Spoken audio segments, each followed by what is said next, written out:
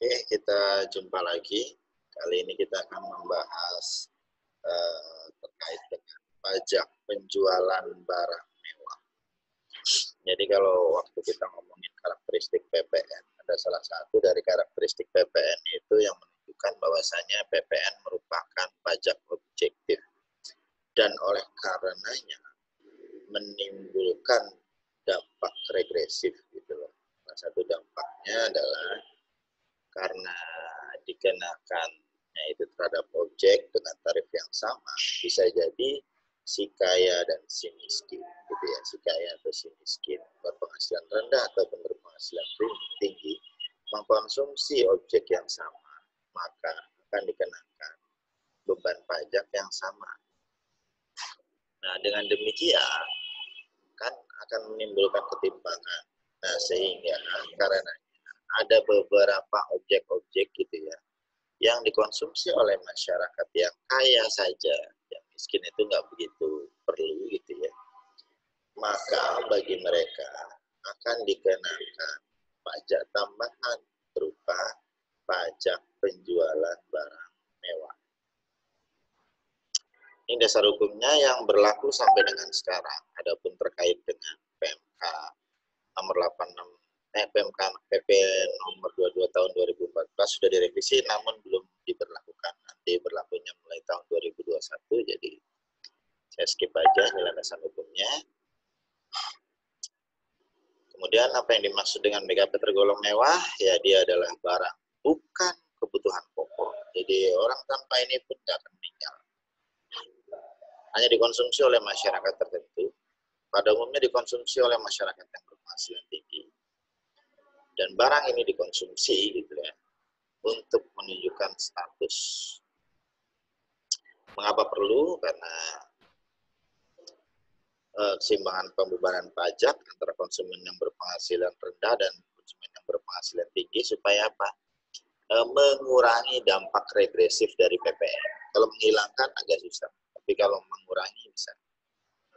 Pengendalian pola konsumsi atas barang kena pajak yang tergolong mewah, jadi ini pola konsumsi diperhatikan juga oleh pemerintah. Perlindungan terhadap produsen kecil atau tradisional, gitu ya. Dan ya balik lagi, namanya pajak ya ujung-ujungnya menerima negara. Karakteristiknya PPNBM merupakan pungutan tambahan di samping PPN. Jadi barang tersebut dalam artian dalam negatif list PPN pasti tidak ada. Ya. Apakah semua yang masuk di luar negatif list itu kena PPNBM? Tidak. Jadi PPNBM ini lebih kecil lagi daripada PPN gitu loh jenis barangnya. Tidak semua barang. PPNBM hanya dikenakan satu kali, single stage, yaitu pada saat impor atau pada saat pabrikan menghasilkan. PPNBM tidak dapat dikreditkan, namun PKP yang mengekspor, BKP yang tergolong mewah dapat meminta kembali PPNBM yang telah dibayar pada waktu perolehan BKP tersebut. Nah, ini tadi kan masuk dalam kategori menghasilkan. Apa yang dimaksudkan dengan menghasilkan? Dia bisa merakit, memasak, campur, mengemas, membotolkan, dan kegiatan-kegiatan lain. Pengenaan PPNBM tidak memperhatikan siapa yang mengimpor BKP tersebut. Tidak peduli, lagi-lagi karena ini pajak objektif, maka yang diperhatikan adalah objeknya. Gitu ya. Kemudian tidak memperhatikan apakah impor tersebut dengan secara terus-menerus atau hanya sekali saja. Jadi tidak peduli importirnya itu pengusaha apa bukan. Kenapa? Karena ini dilakukan terhadap siapapun. Tidak memperhatikan apakah suatu bagian dari barang kena pajak tersebut telah dikenakan atau tidak dikenakan PPNBM pada transaksi sebelumnya. Tarif PPNBM 10 sampai dengan 200%, ekspor BKP yang tergolong mewah itu 0%. Atas ekspor BKP yang tergolong mewah, PPNBM yang telah dibayar pada waktu perolehan dapat diminta kembali. Jadi memang tarif PPNBM 10 sampai dengan 200, tapi yang berlaku sampai dengan sekarang tertinggi itu di angka 125%. Ini sedikit perbedaan PPN dan PPNBM. Coba saya sarikan gitu ya. PPN tarifnya single 10%, PPNBM itu beragam. Antara lain tadi 10 sampai dengan 200 gitu ya range-nya. PPN terdapat pengkreditan pajak masukan, sedangkan PPNBM tidak, dan PPNBM pun tidak dapat dikreditkan. Multi-stage levy dalam artian setiap tahapan penyerahan itu dari mulai pabrikan gitu ya, industri sampai konsumen akhir semuanya kena. Sedangkan PPNBM tidak, single stage, hanya dikenakan satu kali pada saat impor atau pada saat keluar dari pabrikan. Kalau PPN dikenakan juga terhadap uang muka, penyerahan ke cabang, penyerahan ke pedagang perantara, sedangkan PPNBM ditangguhkan gitu loh. Sifatnya kapan ditangguhkan? Untuk yang uang muka atau pedagang perantara. Untuk uang muka sifatnya nanti pada saat terjadi penyerahan atau pelunasan.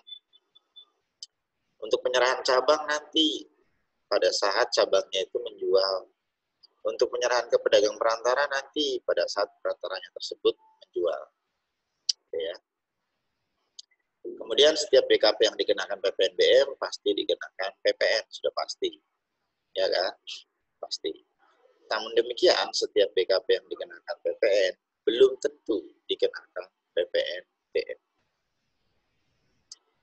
Kemudian tarif PPNBM-nya selain kendaraan bermotor itu adalah 20%, 40%, 50%, dan 75%. Kemudian untuk kendaraan bermotor maka 10%, 20%, 30%, 40%, 50%, 60%, dan 125%. Jadi begini teman-teman. PPNBM ini hanya dikenakan oleh PKP. Jadi ada 3 syarat ya, itu kita pernah bilang gitu ya terkait dengan penyerahan PPN lokal. Di penyerahan PPNBM pun gitu. 3 syarat itu adalah yang menyerahkan adalah PKP. Penyerahannya itu adalah penyerahan yang terutama. Kemudian yang ketiga adalah objeknya BKP mewah. Kita lihat apa-apa saja BKP mewahnya. Selain kendaraan bermotor, antara lain rumah dan townhouse dengan jenis non-strata title, harga jualnya 20M atau lebih. Ataupun apartemen, kondominium, dan townhouse jenis strata title dengan harga jual 10M atau lebih. Berlaku per 10 Juni 2019 berubah, lebih disederhanakan. Hanya rumah, apartemen, kondominium, townhouse dengan harga jual 30M atau lebih. Jadi tadinya 2, dibagi 2, sekarang menjadi 1 saja. Yang 40% itu adalah kelompok balon udara yang dikemudikan, pesawat udara lainnya tanpa penggerak. Kemudian peluru, gitu ya. Oke. Kecuali ini digunakan oleh negara. Kelompok pesawat udara ini maksud pada ayat 4 ini yang 50% bisa untuk helikopter. Kemudian juga ini untuk senjata, jadi kalau pelurunya 40%, senjatanya 50%. Kecuali untuk keperluan negara, artileri, revolver, pistol. Selain kendaraan bermotor, itu kena 75%. Ini untuk apa? Kapal pesiar, kapal ekskursi, dan sejenisnya. Untuk pengangkutan orang, kapal feri, dan ya, kapal mewah. Sedangkan untuk kendaraan bermotor dibagi berdasarkan untuk pengangkutan 10-5 orang, termasuk pengemudi dengan motor berkat setus api atau nyala kompresi diesel semi-diesel, dengan dilengkapi motor listrik maupun tidak, dengan semua kapasitas silinder. Nah, ini seperti ini ya. Pengaturannya ini ada yang 10%, ada yang 20%, ada yang 30%, ini untuk sedan. Selain sedan. Ada yang 40%, sedan di atas 1.500 sampai dengan 3.000 cc. Kemudian Golf, kendaraan Golf itu 50%. 60% itu yang roda 2 250 cc sampai dengan 500. Nah, yang 125 tertinggi itu bisa untuk roda 2 lebih dari 500. Jadi contohnya Ducati, Harley itu kena 125%. Jadi lebih tinggi dia. PPNBM tidak dikenakan pada saat ini dalam bentuk CKD masih terurai, dalam bentuk sasis belum sempurna gitu ya.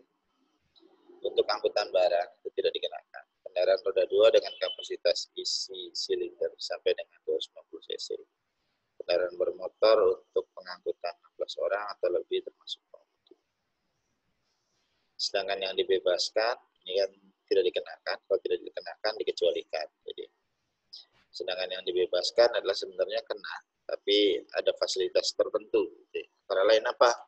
Untuk ambulans, untuk jenazah, untuk pemadam kebakaran, untuk tahanan, angkutan umum, kemudian kendaraan digunakan untuk tujuan protokoler kenegaraan, kendaraan untuk dinas TNI Polri, gitu ya, masuk. Bagaimana kalau dipindah tangankan sebelum 5 tahun? Maka akan kena PPNBM. Nah, ini antara lain begini. Jadi tadi saya bilang ada kemungkinan PPNBM itu dikenakan pada saat impor atau dikeluarkan dari pabrikan. Definisi pabrikan itu adalah definisi yang menghasilkan. Balik ke poin yang awal tadi. Jenis-jenis menghasilkan itu seperti itu. Bahkan termasuk packagingnya diubah saja, itu termasuk dalam definisi menghasilkan. Ini contoh-contoh dari menghasilkan gitu ya, dalam artian pabrikan. Nah, jadi misalkan begini, ada yang renov kendaraan gitu ya, renov sepeda motor. Awalnya ini tampilannya gahar gitu ya, cuman cc-nya hanya 125 karena PPNBM. Kemudian dia mau ubah cc-nya menjadi misalkan 400 cc. Ketika diubah seperti itu, apakah kena PPNBM? Pertama, barangnya menjadi tergolong mewah. Tapi balik lagi, kalau kena PPNBM, si penjualnya harus PKP. Nah, kalau cuma bengkel-bengkel modif yang omsetnya di bawah 4,8 M, itu kan dia belum PKP, ya kan? Dia belum kena. Gitu. Seperti itu ya. Bisa dibaca saja, ini terkait dengan definisi menghasilkan.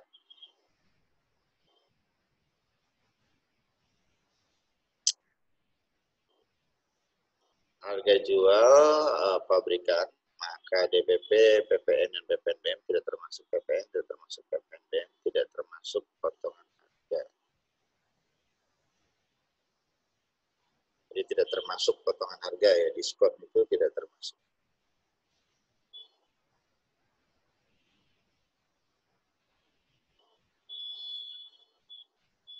Dikeluarkan. Harga jual non pabrikan maka akan termasuk PPNBM. Kenapa? Karena si non pabrikan ini ketika beli sudah kena PPNBM. Ya. Sedangkan ini pabrikan itu kan masih awal. Kalau masih awal ya maka dia kena gitu loh. Dalam artian dia kena pertama kali sehingga ininya DPP-nya PPN akan sama dengan DPP-nya PPNBM.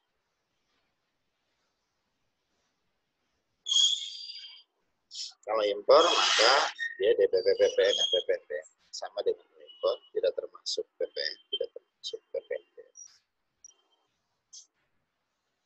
CKD PPNBM belum terutang. CBU maka ini kan impor ya, maka DPP PPN dan PPNBM sama dengan nilai impor. Ini saya skip aja. Oke, skip. Bagaimana bila menjual kepada pembeli yang memiliki SKB PPNBM? Maka DPP PPN tidak termasuk PPNBM. PPNBM yang telah dipungut pada sebelumnya dapat dimintakan eksekusi. Kenapa? Karena tidak sesuai dengan peruntukan.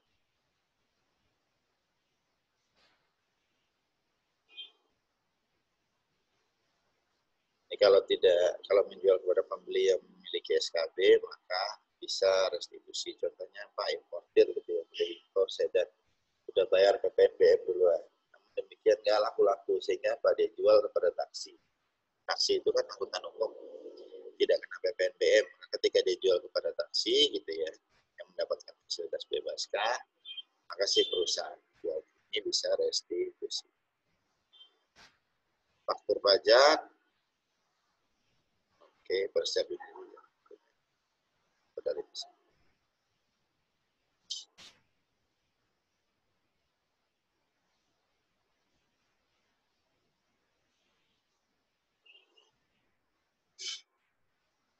Ini contohnya. Ini apabila PPNBM berubah menjadi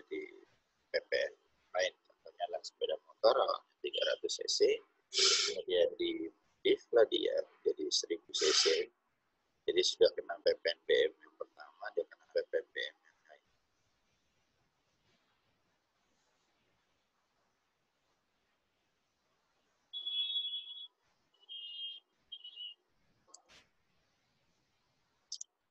Saya skip.